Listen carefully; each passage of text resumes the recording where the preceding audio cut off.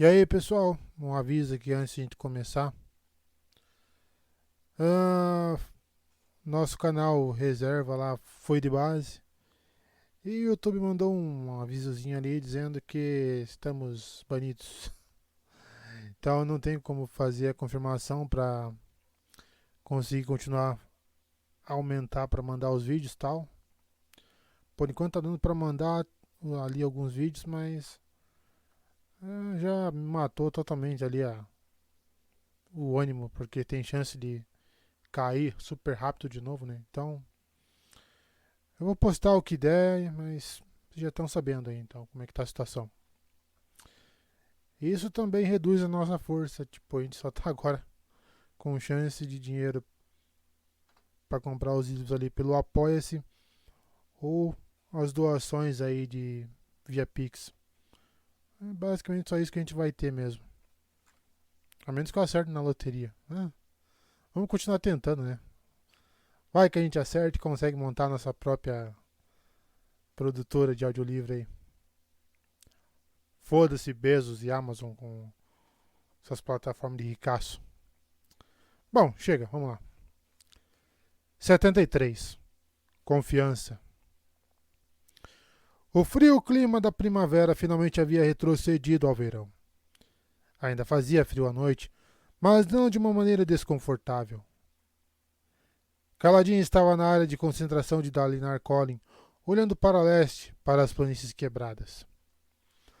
Desde a traição, o resgate, o cumprimento da promessa de Collin, Caladinho estava nervoso. Liberdade. Comprada com uma espada fractal. Parecia impossível. Sua experiência de vida o ensinara a esperar uma armadilha. Ele estava com as mãos junto às costas, com um Sil sentado em seu ombro. Será que ouso confiar nele? Perguntou em voz baixa. Ele é um bom homem, respondeu o Sil. Eu o vigiei, apesar daquela coisa que carregava. Que coisa? A espada fractal. Por que você se incomoda com ela? Não sei, disse ela, envolvendo o corpo com os braços. Ela só me parece errada. Eu a detesto. Estou feliz que ele tenha se livrado dela. Faz dele um homem melhor. Nomon, a lua intermediária, começou a acender. Brilhante e azul pálida, banhava o horizonte com seu fulgor. Em algum lugar, do outro lado das planícies, estava o fractário par indiano que Caladinho havia enfrentado. Ele havia golpeado o homem na perna por trás. Os parchindianos que assistiam não haviam interferido no duelo e evitaram atacar os carregadores feridos. Mas Caladinho havia atacado um de seus campeões da maneira mais covarde possível, metendo-se em uma luta. Ele estava incomodado com o que havia feito e isso o frustrava. Um guerreiro não podia se incomodar com quem atacava ou como. A sobrevivência era a única regra no campo de batalha. Na verdade, sobrevivência e lealdade. E ele às vezes deixava inimigos feridos viverem, se não fossem uma ameaça. E salvava jovens soldados que precisavam de proteção. E nunca fora bom em fazer o que um guerreiro devia fazer. Naquele dia, ele havia salvado um grão-príncipe, um outro olhos claros, e junto com ele milhares de soldados. Salvara-os matando parchindianos. É possível matar para proteger? Perguntou Caladinho em voz alta. Não é uma contradição? Eu não sei. Você agiu de modo estranho na batalha, disse Caladinho, voando ao meu redor. Depois disso, você partiu. Não a vi mais. A matança, sussurrou ela. Doía. Tive que ir embora.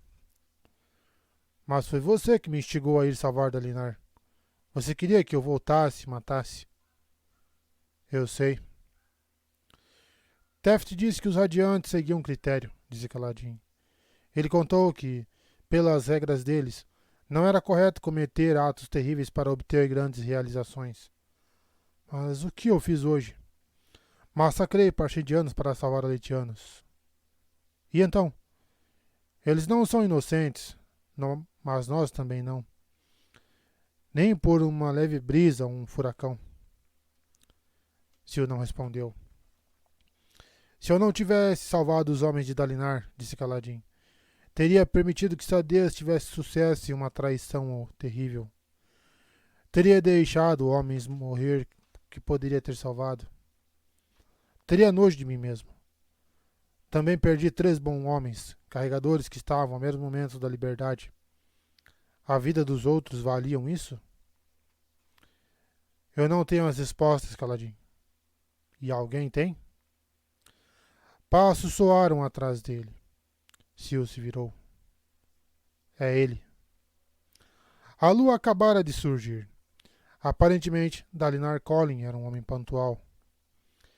Ele andou até Kaladin, carregava um pacote debaixo do braço e tinha uma postura militar, mesmo sem a armadura fractal. Na verdade, era mais impressionante sem ela. Seu porte musculoso indicava que não contava com armadura para dar-lhe forças, e o uniforme bem passado indicava um homem que compreendia que outros se inspiravam quando seu líder tinha a imagem apropriada. Já conheci outros de aparência igualmente nobre, pensou Kaladin.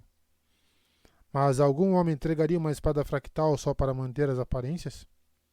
E, se o fizesse, a aparência se tornava então realidade? Sinto muito por marcar nosso encontro tão tarde, disse Dalinar. Sei que foi um longo dia. Duvido que conseguisse dormir de qualquer jeito. Dalinar grunhiu baixinho, como se compreendesse. Seus homens estão bem cuidados? Sim, disse Kaladin. Muito bem, na verdade. Obrigado. Kaladin obtivera casernas vazias para os carregadores, que receberam cuidados médicos dos melhores cirurgiões de Dalinar. Foram atendidos antes dos oficiais Olhos Claros. Os outros carregadores, que não eram da Ponte 4, aceitaram Kaladin imediatamente como seu líder, sem deliberação alguma sobre o assunto. Dalinar assentiu. Quantos você imagina que vão aceitar minha oferta de uma bolsa e a liberdade? Um bom número dos homens das outras equipes vai aceitá-la, mas aposto que um número ainda maior vai recusar. Carregadores de pontes não pensam na fuga ou na liberdade. Eles não saberiam o que fazer da vida. Quanto à minha equipe, bem, tenho a impressão de que eles vão insistir em fazer o mesmo que eu. Se eu ficar, eles ficam. Se eu partir, eles partem. E o que você vai fazer? Ainda não decidi. Falei com meus oficiais. Dalinar fez uma careta. Os que sobreviveram. Eles contaram que você deu ordens a eles, que assumiu o comando como um Olhos Claros. Meu filho ainda está chateado com a maneira como sua conversa com ele se deu. Até um idiota podia ver que ele não conseguiria chegar até você. Quanto aos oficiais, a maioria estava em choque ou exausto. Eu apenas os estimulei. Devo a você minha vida 2 vezes, disse Dalinar.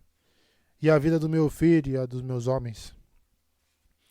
Você pagou esse débito? Não, mas fiz o que pude.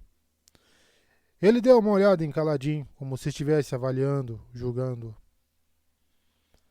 Por que a sua equipe de ponte voltou até nós? De verdade, por quê? Por que abriu mão da sua espada fractal? Dalinar sustentou seu olhar, então assentiu.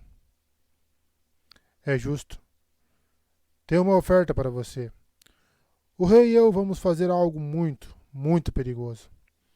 Algo que vai contrariar todos os acampamentos de guerra. Parabéns. Dalinar deu um ligeiro sorriso. Minha guarda de honra foi quase eliminada e os homens que sobreviveram são necessários para aumentar a guarda do rei. Minha confiança nas pessoas está bem escassa atualmente. Preciso de alguém para proteger a minha e minha família. Quero você e seus homens para esse trabalho. Você quer um bando de carregadores como guarda-costas? Quero os melhores como guarda-costas, disse Dalinar. Aqueles na sua equipe que foram treinados por você. Quero o resto como soldados do meu exército. Ouvi falar sobre como seus homens lutaram bem. Você os treinou sem que Sadeas soubesse. Isso tudo enquanto carregavam pontes. Estou curioso para ver o que podem fazer com os recursos certos. Dalinar se virou olhando para o norte, na direção do exército de Sadeas. Meu exército está reduzido. Vou precisar de todos os homens que puder, mas todos os recrutas serão suspeitos. Sadeas vai tentar mandar espiões para nosso acampamento, e traidores, e assassinos. Elhokar acha que não vamos durar uma semana. Pai das tempestades, disse Kaladin. O que você está planejando? Vou acabar com os jogos deles, sabendo muito bem que vão reagir como crianças perdendo seu brinquedo favorito. Essas crianças têm exércitos e espadas fractais. Infelizmente. E é disso que você quer que eu o proteja? Sim. Sem conversa fiada, direto. Isso merecia respeito. Vou aumentar a ponte 4 para se tornar a guarda de honra, disse Kaladin, e treinarei o resto como uma companhia de lanceiros. Aqueles na guarda de honra serão pagos de acordo com o cargo. Geralmente, a guarda pessoal de um Olhos Claros ganhava o triplo do salário de um lanceiro padrão. Naturalmente. E quero espaço para treinamento, continuou Kaladin. Direito total de requisição dos intendentes. Quero estabelecer a rotina dos meus homens e nomear meus próprios sargentos e líderes de esquadrão. Não responderemos a nenhum Olhos Claros a não ser você, seus filhos e o rei. Dalinar ergueu uma sobrancelha. Essa última parte é um pouco irregular. Quer que eu proteja você e sua família? Contra os outros grãos príncipes e seus assassinos que podem se infiltrar no seu exército e entre os seus oficiais? Bem, não posso ficar em uma posição onde qualquer Olhos Claros mande em mim, não é mesmo? Você tem razão, admitiu Dalinar. Porém, deve perceber que ao fazer isso, eu estaria essencialmente lhe dando a mesma autoridade de um Olhos Claros do quarto Dan. Você estaria no comando de 1000 ex-carregadores. Um batalhão inteiro. Sim. Dalinar pensou por um momento. Muito bem. Considere-se nomeado para o posto de capitão. É a patente mais alta para que ousam nomear um Olhos Escuros. Se nomeá-lo chefe de batalhão, vou arrumar muitos problemas. Contudo, deixarei claro que você está fora da cadeia de comando. Você não mandará em Olhos Claros de patente inferior, e Olhos Claros de patente superior não terão autoridade sobre você. Tudo bem, disse Kaladin. Mas quanto aos soldados treinados por mim, quero que sejam designados para patrulhas e não incursões de platô. Ouvi falar que você tem vários batalhões caçando bandidos, mantendo a paz nos mercados externos, esse tipo de coisa. É o que meus homens farão por um ano, pelo menos. Está certo, concordou Dalinar. Você quer tempo para treiná-los antes de jogá-los em batalhas, imagino. Isso mesmo. E também matei muitos parchendianos hoje. Me peguei lamentando suas mortes. Eles me mostraram mais honra do que a maioria dos membros do meu próprio exército. Não gostei do sentimento e quero algum tempo para pensar sobre isso. Os guarda-costas que vou treinar para você... Iremos para o campo de batalha, mas nosso propósito primário será proteger você e não matar parchendianos. Dalinar pareceu perplexo. Tudo bem, embora você não deva se preocupar. Não pretendo ir muito às linhas de frente no futuro. Meu papel está mudando. Mesmo assim, temos um acordo. Kaladin estendeu a mão. Isso depende dos meus homens concordarem. Você não disse que eles farão o que você fizer? Provavelmente. Eu os comando, mas não sou o dono deles. Dalinar também estendeu a mão e apertou a de Kaladin sob a luz da lua cor de safira. Então tirou o pacote debaixo do braço. Tome. O que é isso? Indagou Kaladin, pegando o pacote. Meu manto. Aquele que usei na batalha, lavado e remendado. Kaladin o desdobrou. Era de azul profundo, com um par de glifos de coque e linil costurado nas costas em linha branca. Cada homem que usa as minhas cores é da minha família, de certo modo. O manto é presente simples, mas é uma das poucas coisas que posso oferecer que tem algum significado. Aceite-o com minha gratidão, Kaladin, filho da tempestade. Kaladin lentamente dobrou de novo o manto. Onde ouviu esse nome? Seus homens. Eles têm muito respeito por você. E isso faz com que eu tenha muito respeito por você. Preciso de homens como você, como todos vocês. Ele estreitou os olhos, parecendo pensativo. O reino inteiro precisa de você, talvez toda Roshar. A verdadeira desolação está chegando. O que você disse? Nada, respondeu Dalinar. Por favor, descanse um pouco, capitão. Espero ouvir boas novas de você em breve. Kaladin assentiu e se retirou, passando pelos 2 homens que serviam como guardas de Dalinar naquela noite. A caminhada até sua nova caserna foi curta. Dalinar havia dado um edifício para cada uma das equipes de ponte, mais de 1000 homens. O que lhe fazer com tantos? Nunca comandaram um grupo maior do que 25 homens antes. A caserna da Ponte 4 estava vazia. Kaladin hesitou junto ao umbral da porta, olhando para dentro. A caserna estava equipada com uma cama de campanha e um baú com cadeado para cada homem. Parecia um palácio. Sentiu o cheiro de fumaça. Franzindo o seio, deu a volta na caserna e encontrou os homens sentados ao redor de uma fogueira nos fundos, relaxando sobre tocos ou pedras e esperando enquanto Rocha cozinhava um guisado. Escutavam Teft, que estava sentado com um curativo no braço, falando em voz baixa. Shen estava lá. O silencioso Parchemano sentara-se no ponto mais distante do grupo. Eles o haviam buscado, junto com seus feridos, no acampamento de Sadias. Teft parou de falar assim que viu Kaladin, e os homens se viraram, a maioria deles com curativos de algum tipo. Dalinar quer esses homens como seus guarda-costas, pensou Kaladin. Eles eram um bando bem esfarrapado. Contudo, na verdade, ele concordava com a escolha de Dalinar. Se fosse colocar sua vida nas mãos de alguém, escolheria aquele grupo. O que estão fazendo? Perguntou Kaladin em um tom severo. Deviam estar todos descansando. Os carregadores se entreolharam. É que, disse Moash, não parecia certo dormir antes de fazermos... Bem, de fazermos isto. Difícil dormir em um dia assim, Gancho, acrescentou Lopen. Fale por você. Scar bocejou, a perna ferida repousando em um toco. Mas vale a pena ficar acordado pelo guisado, mesmo que Rocha ponha pedras neles. Eu não faço isso, reclamou Rocha, terrabaixista bêbado de ar. Eles haviam deixado um lugar reservado para Kaladin. Ele se sentou, usando o manto de Dalinar como uma almofada para as costas e a cabeça. Recebeu com gratidão uma tigela de guisado oferecida por Drey. Estávamos falando sobre o que os homens viram hoje, contou Teft. As coisas que você fez. Kaladin hesitou, a colher na boca. Havia quase esquecido, ou talvez houvesse esquecido intencionalmente, que exibira aos seus homens suas habilidades com a luz das tempestades. Com sorte, os soldados de Dalinar não teriam visto. Sua luz estava tênue naquela hora e o dia, claro. Entendo, disse Kaladin, seu apetite sumindo.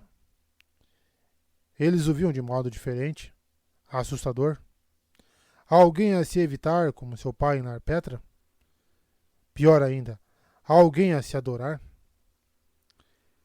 Ele viu os olhos arregalados dos homens e se preparou. Foi incrível, disse Drey, se inclinando para a frente. Você é um dos radiantes, disse Scar, apontando. Acredito nisso, mesmo que Teft diga que não. Ele não é ainda, rebateu Teft. Não prestou atenção? Pode me ensinar a fazer o que você fez? Interrompeu Moash. Quero aprender também, Gancho, disse Lopen. Sabe, se você for começar a ensinar... Kaladin hesitou, atordoado, enquanto os outros também entravam na conversa. O que você consegue fazer? Como é a sensação? Você pode voar? Ele ergueu a mão, interrompendo as perguntas. Vocês não ficaram assustados com o que viram? Vários dos homens deram de ombros. Foi o que manteve você vivo, Gancho, disse Lopen. Só me assusta como as mulheres vão achar isso irresistível. Elas vão dizer, Lopen, você só tem um braço, mas vejo que está brilhando. Acho que devia me beijar agora. Mas é estranho e assustador, protestou Caladinho. Era o que os radiantes faziam. Todo mundo sabe que eles eram traidores. É, disse Moash fungando. Assim como todo mundo sabe que os olhos claros foram escolhidos pelo Todo-Poderoso para reinar e são sempre nobres e justos. Nós somos a Ponte 4, acrescentou Scar. Já passamos por muita coisa. Vivemos no Crem e fomos usados como isca. Se isso nos ajudar a sobreviver, é bom. Não tem mais nada a dizer. Então acha que pode ensinar a gente? Perguntou Moash. Pode nos mostrar como fazer o que você faz? Eu não sei se pode ser ensinado, disse Caladinho olhando para Sil, que estava sentado em uma rocha ali perto com uma expressão curiosa. Nem sei ao certo o que é. Eles pareceram decepcionados. Mas isso não significa que não podemos tentar, acrescentou Caladinho. Moash sorriu. Você pode fazer? Perguntou Drerry, pegando uma esfera, uma pequena peça luminosa de diamante. Agora? Quero ver sem ser de surpresa. Não é uma brincadeira, Drerry, disse Caladinho. Você não acha que merecemos? Sigizil inclinou-se para a frente na sua pedra. Caladinho fez uma pausa. Então, hesitante, estendeu o dedo e tocou na esfera. Ele inspirou rapidamente. Extrair a luz estava se tornando cada vez mais natural. A esfera escureceu. Luz das tempestades começou a escoar da pele de Caladinho, e ele respirou normalmente para fazê-la emanar mais rápido, tornando-a mais visível. Rocha pegou um velho cobertor rasgado, usado como material para acender a fogueira, e jogou-a sobre o fogo, perturbando o espreno de chama e criando alguns momentos de trevas antes que as chamas consumissem o tecido. Naquela escuridão, Caladinho brilhou pura luz branca emanando de sua pele. Raios! Balbuciou Drey. Então, o que você consegue fazer com isso? Indagou Scar, ansioso. Você não respondeu. Não sei ao certo, disse Caladinho com a mão estendida. O brilho esmoreceu em um instante e o fogo queimou através do cobertor, iluminando todos eles novamente. Só sei disso há algumas semanas. Posso atrair flechas na minha direção e fazer com que pedras fiquem grudadas. A luz me torna mais forte, mais rápido e cura minhas feridas. Muito mais forte? Indagou Sigizil. Quanto peso as pedras aguentam depois que você as cola? E por quanto tempo elas permanecem grudadas? Quão mais rápido você se torna? 2 vezes mais rápido? 1/4 a mais da velocidade normal? A que distância uma flecha deve estar para que você possa atrair ela na sua direção? E pode atrair outras coisas também? Caladinho ficou atônito. Eu não sei. Bem, parece bastante importante saber esse tipo de coisa, comentou Scar, esfregando o queixo. Podemos fazer testes. Rocha cruzou os braços, sorrindo. É uma boa ideia. Talvez nos ajude a descobrir como nós também podemos aprender, observou Moash. Não é uma coisa que se aprende. Rocha balançou a cabeça. É de oletental. Só para ele. Você não tem como ter certeza, protestou Taft. Você não tem como ter certeza de que eu não tenho certeza? Rocha sacudiu uma colher na direção dele. Coma seu guisado. Caladinho levantou as mãos. Vocês não podem falar disso para ninguém, homens. As pessoas vão ficar com medo de mim. Talvez achem que tem alguma relação com os esvaziadores ou os radiantes. Preciso que vocês jurem. Caladinho os encarou um a um e eles assentiram. Mas queremos ajudar, disse Scar. Mesmo que não possamos aprender. Isso faz parte de você e você é um de nós. Ponte 4, certo? Caladinho olhou para os rostos entusiasmados e não pôde deixar de concordar. Sim, sim, vocês podem ajudar. Excelente, disse Sigizil. Vou preparar uma lista de testes para avaliar a velocidade, precisão e força desses vínculos que você pode criar. Temos que descobrir uma maneira de determinar se há algo mais que você possa fazer. Jogá-lo de um penhasco, sugeriu Rocha. De que isso vai adiantar? Questionou Pete. Rocha deu de ombros. Se ele tiver outras habilidades, isso aí vai fazer com que apareçam, hein? Nada como cair de um penhasco para transformar um garoto em um homem. Caladinho fitou com uma expressão azeda e Rocha gargalhou. Vai ser um penhasco pequenininho. Ele juntou o polegar e o indicador para mostrar uma pequena quantidade. Gosto demais de você para te jogar de um penhasco grande. Acho que está brincando, respondeu Caladinho, tomando uma colherada do guisado. Mas só por via das dúvidas, vou grudar você no teto hoje à noite para impedir que tente qualquer experimento enquanto estou dormindo. Os carregadores riram. Só não brilhe forte demais enquanto estamos tentando dormir, hein, Gancho? Disse Lopin. Farei o possível. Ele engoliu outra colherada de guisado. O gosto estava melhor do que o usual. Será que Rocha havia mudado a receita? Ou era alguma outra coisa? Enquanto se recostava para comer, os outros carregadores começaram a conversar, falando de casa e dos seus passados, coisas que antes eram tabu. Vários dos homens de outras equipes, feridos e quem Caladinho havia ajudado, até mesmo umas poucas almas solitárias que ainda estavam acordadas, foram se aproximando. Os homens da Ponte 4 deram-lhe as boas-vindas, passando o guisado e abrindo espaço. Todos pareciam tão exaustos quanto Caladinho, mas ninguém falou em ir dormir. Ele podia entender o motivo agora. O fato de estarem juntos, comendo o guisado de Rocha, ouvindo a conversa tranquila enquanto o fogo crepitava, enviando faíscas amarelas dançando no ar. Isso era muito mais relaxante do que o sono poderia ser. Caladinho sorriu, se recostando, olhando para cima rumo ao céu escuro e à grande lua cor de safira. Então fechou os olhos, escutando. Mais 3 homens estavam mortos. Malope, Jack sem orelha e Narme. Caladinho havia falhado com eles. Mas ele e a Ponte 4 haviam protegido centenas de outros. Centenas que nunca teriam que carregar uma ponte de novo, que nunca precisariam encarar as flechas dos parchendianos, nunca teriam que lutar novamente, se não quisessem. E, de modo mais pessoal, 27 dos seus amigos sobreviveram. Em parte devido ao que ele havia feito, em parte devido ao próprio heroísmo deles. 27 homens estavam vivos. Ele finalmente conseguira salvar alguém. Por enquanto, era o bastante.